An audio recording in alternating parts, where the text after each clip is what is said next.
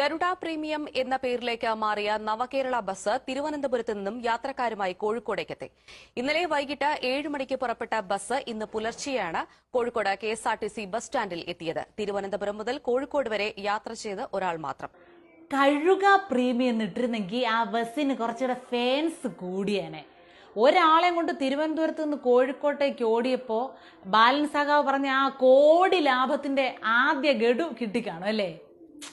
ആ മുഖ്യ സീറ്റിലിരുന്ന ഹതഭാഗ്യനെ ഒന്ന് കണ്ടിരുന്നെങ്കിൽ അയാളുടെ ഷൊർണൂരെങ്കിലും ബാക്കി ഉണ്ടായിരുന്നെങ്കിൽ മതി. മുഖ്യമന്ത്രി ഇരുന്ന സീറ്റ് തന്നെ ഇരുന്നത്, ആ ഒരു സീറ്റ് റിസർവേഷൻ കിട്ടി. എന്റെ പൊന്നണ്ണ, നിങ്ങൾ ഈ വരുന്ന മൺസൂൺ ബമ്പർ തീർച്ചയായിട്ടും എടുക്കണേ. കണ്ടോ കണ്ടില്ലെങ്കിൽ കണ്ടോ. ലിഫ്റ്റ് തന്നേനെ താങ്ക്സ്.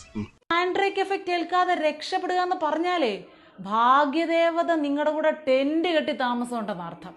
നല്ല സ്പീഡാണ്, നല്ല സൗകര്യമുണ്ട്. ബാത്റൂം, കിച്ചൺ, ലിഫ്റ്റ്, എല്ലാ സൗകര്യവും ഉണ്ട്. അത് ശരി. ശബരിമലയ്ക്ക് കെഎസ്ആർടിസി ബസ്സിൽ കയറിപ്പോയ മന്ത്രി പറഞ്ഞതേ ഓടാനും ഉരുളാനും ആടാനും ഒന്നും പറ്റാതെ അതിനകത്ത് കിടന്ന് വിമ്മിട്ടപ്പെടുകയാണെന്നാ. അല്ല, ഇതിനകത്ത് ഈ മറപ്പരയും കക്കൂസും അടുക്കള എല്ലാം ഉള്ള സ്ഥിതിക്ക് വീട്ടു നമ്പരും കൂടിയിട്ട് വാടകയ്ക്ക് താമസിക്കാൻ കൊടുത്താൽ പോരായിരുന്നു അല്ലേ? ആട്ടണ്ണ കസേര കറങ്ങിയായിരുന്നോ? മുഖ്യമന്ത്രിയുടെ കറങ്ങുന്ന കസേര ഇല്ലാന്നുള്ളൂ, ബാക്കിയെല്ലാം സെറ്റപ്പ് ഉണ്ട്. ആ കാര്യത്തിൽ വിഷമിക്കണ്ട. ആ സീറ്റിൽ ഇരുന്ന സ്ഥിതിക്ക് ഇനി കറക്കത്തോട് കറക്കമായിരിക്കും. അതൊരു സൗജന്യ സേവനം തന്നെ കേട്ടോ.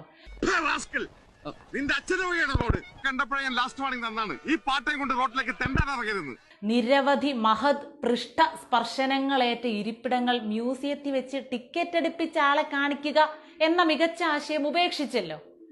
ഇനി ആ വിഖ്യാതമായ ലിഫ്റ്റും കൂടെ ഒന്ന് കാണണം. ലിഫ്റ്റ് ഈ ബസ്സിലുണ്ട്.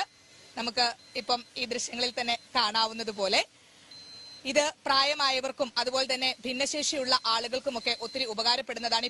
ഒരു കാറ്റഗറി വിട്ടുപോയേ, അനങ്ങാതിരുന്ന് തിന്ന് ശീലിച്ചവർ അഥവാ വിയർപ്പിന്റെ അസുഖമുള്ളവർക്കും പ്രത്യേക പരിഗണന നൽകി നിർമ്മിച്ചിരിക്കുന്ന ലിഫ്റ്റാണിത്. LED സ്ക്രീനും അത്തരത്തിലുള്ള സംവിധാനങ്ങളൊക്കെ ഉണ്ട്. മ്യൂസിക് സിസ്റ്റവും അത്തരം സൗകര്യങ്ങളും ഒക്കെ ഉണ്ട്. പാട്ടൊക്കെ കേട്ട് ബംഗളൂരുവിന് പോകാം.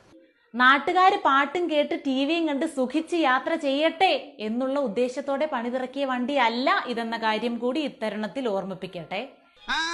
നീ അങ്ങനെ സുഖിപ്പിച്ച് പുകഴ്ത്തി എന്നെ സോപ്പിടൊന്നും വേണ്ട, അതൊക്കെ എല്ലാവർക്കും അറിയാവുന്ന കാര്യമാണ്. എന്നാലും സ്വന്തം കാറുകൾ പോലും ഉപയോഗിക്കാതെ എന്തൊക്കെ ബുദ്ധിമുട്ടുകൾ അനുഭവിച്ച് അവര് നാട് കറങ്ങിയതെന്ന് ഇപ്പോഴല്ലേ മനസ്സിലായത്. ആരൊക്കെയോ അന്ന് എന്തൊക്കെയോ പറഞ്ഞത് ഒന്നുകൂടെ കേൾക്കാൻ തോന്നുന്നു. ടെൻഡർ വെച്ച് വിൽക്കാൻ തീരുമാനിച്ചു കഴിഞ്ഞാൽ ഇപ്പം വാങ്ങിയതിന്റെ നേരെ ഇരട്ടി വില കിട്ടുമെന്ന കാര്യത്തിൽ ഒരു സംശയവും എനിക്കില്ല. ഒരു സംശയവും വേണ്ട സഖാവേ. ക്ഷേമപെൻഷൻ മുടക്കിയിട്ട് 1 കോടി ചെലവാക്കി വാങ്ങിയ വണ്ടി വിത്ത് കക്കൂസ് ആദ്യ ഓട്ടത്തിൽ തന്നെ 10,000 രൂപ കളക്ഷൻ എടുത്തെന്നാ പറയുന്നേ. വൻ ലാഭം. മുഖ്യമന്ത്രിയും മന്ത്രിമാരെല്ലാം കൂടി സഞ്ചരിച്ചിട്ടുള്ള ഒരു വാഹനത്തിന്റെ ഒരു മൂല്യമുണ്ടല്ലോ, ആ മൂല്യം നമ്മൾ പ്രതീക്ഷിക്കുന്ന സാധാരണ മൂല്യത്തെക്കാൾ അപ്പുറമാണ്. മൂല്യം അവിടെ നിൽക്കട്ടെ, അവിടെ വെക്കുന്ന മൂലത്തിന്റെ ഇൻഷുറൻസിന്റെ കാര്യം എന്താണെന്ന് യാത്ര ചെയ്യുന്നവർക്ക് അറിയണ്ടേ. എന്തായാലും ഒരു ദീർഘദൂര യാത്രയ്ക്ക് ഏറ്റവും അത്യാവശ്യമുള്ള ഒന്നുകൂടിയാണ് ടോയ്ലറ്റ്. എന്റെ പൊന്നമ്മച്ചിയെ കാണണ്ട, വെള്ളമുണ്ടോ എന്തോ ഒന്ന് കുറവുണ്ടല്ലോ.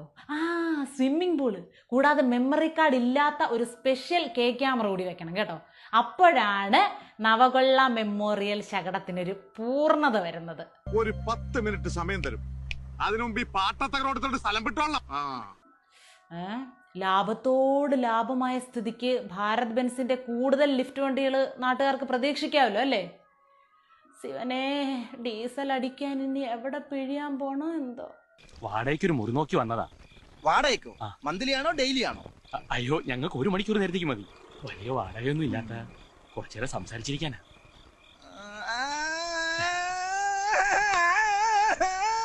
ചേട്ടൻ വലിയ സംസാരപ്രിയനാണല്ലേ? ഡെയിലി സംസാരിക്കാറുണ്ടോ? വല്ലപ്പോഴും ഒക്കെ. വഴിയുണ്ട്.